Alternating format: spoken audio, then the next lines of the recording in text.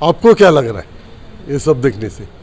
हम बोलने से आपको, आप तो पत्रकार हैं, आप तो हर जगह घूमते हैं, आपको क्या लगा ये राजनीति है क्या, वन साइड है, क्या है? वो डिसीजन इसलिए नहीं ले पा रहे हैं कि अपने अच्छे दिन आए हैं, इतने अच्छे दिन आए कि अपने को अभी गणपति बाप्पा के लिए भी डिसीजन लेने के लिए महानगर पालिका सक्षम नहीं है।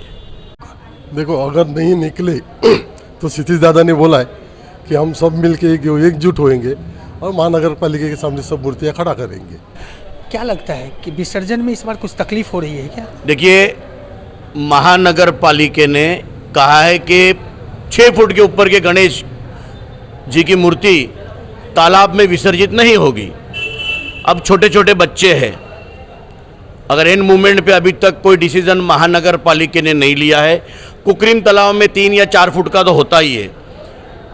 तो पुलिस स्टेशन की मीटिंग है कल 10 बजे, 10 साढ़े 10 बजे, और 2:30 बजे महानगर पालिका की मीटिंग है। महानगर पालिका डिसीजन नहीं ले पा रहे हैं, तो हमारे यहाँ पर जो भी सब मंडल है, जितने मंडल है, तो अगर हमको महानगर पालिका ने सपोर्ट नहीं किया, महानगर पालिका डिसीजन क्यों नहीं ले पा रही? इतनी बड़ी महानगर पालिका क्यों नहीं डिसीजन? क्योंकि आज 25 तारीख हो गई है। हाँ, देखिए, वो डिसीजन इसलिए नहीं ले पा रहे हैं कि अपने अच्छे दिन आए हैं, इतने अच्छे दिन आए कि अपने को अभी गणपति बाप्पा के लिए भी डिसीजन लेने के लिए महानगर पालिका सक्षम नहीं है। अच्छे दिन आ गए मतलब मैं समझा नहीं। देखिए, भगवान के कार्य में डिसीजन के लिए असमर्थ हो, आपने रास्ते में खड्डे देखे जिससे मूर्तियाँ टूटती है, कुकरीम तालाब में मूर्तियाँ विसर्जित होने के बाद उसका अपमान होता है। तो आज हमने ऐसा डिसीजन लिया है, क्षितिज दादा ने बोला है कि अगर तुम फाइबर की मूर्तियाँ, जैसा हमारे मंडल ने फाइबर की मूर्ति बनाई है 12.5 फुट की, आज 8 साल हो गए, और 2.5 फुट की साड़ू की मूर्ति होती है वो हम विसर्जित करते हैं।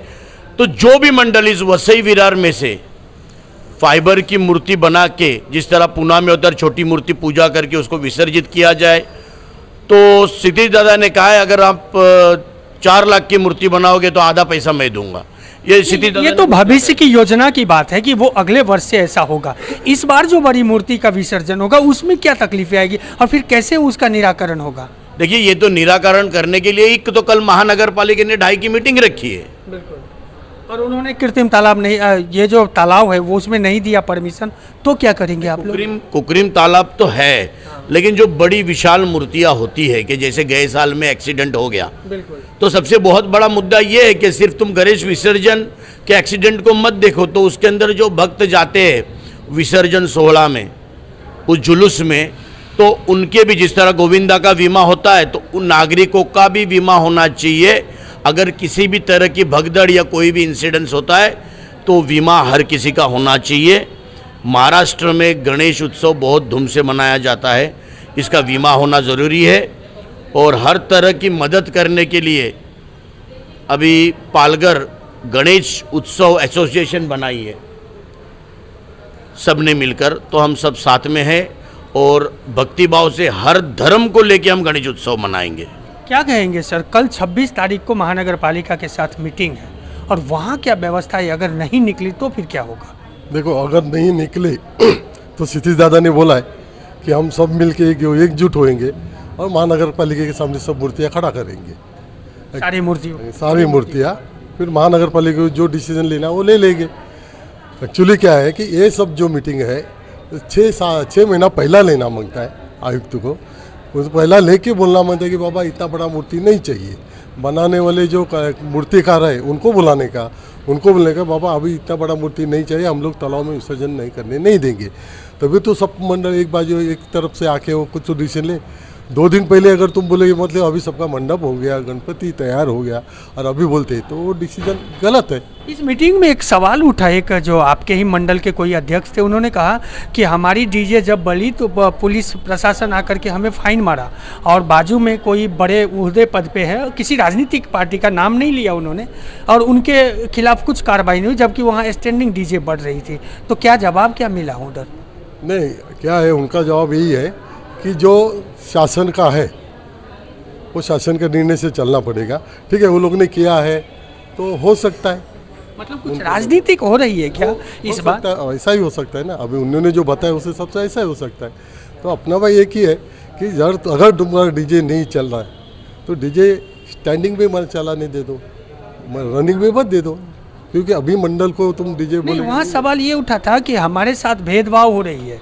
वो कोई और अन्य पार्टी के कार्यकर्ता थे, बड़े ने नाम था उनका, जिनको कोई फाइन नहीं मारा पुलिस ने और इनके ऊपर कार्रवाई कर दी।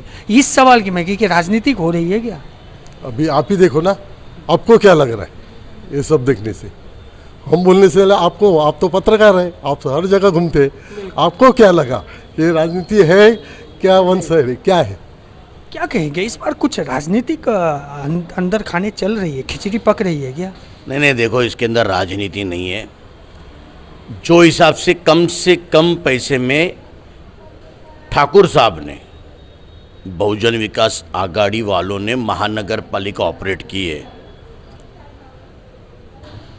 उस तरह जो नए अधिकारी आए हैं वो इस वसई विरार की महानगर पालिका को चला नहीं पा रहे।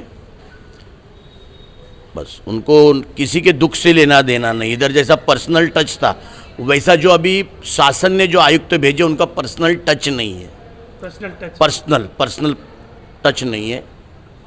तो देखा आपने किस तरह से आरोप भी लगा और किस पे लगेगा आप समझ रहे होंगे। दोस्तों आप कमेंट के माध्यम से ज़रूर बताएं कि ये आरोप किसके तरफ था। हमारे चैनल को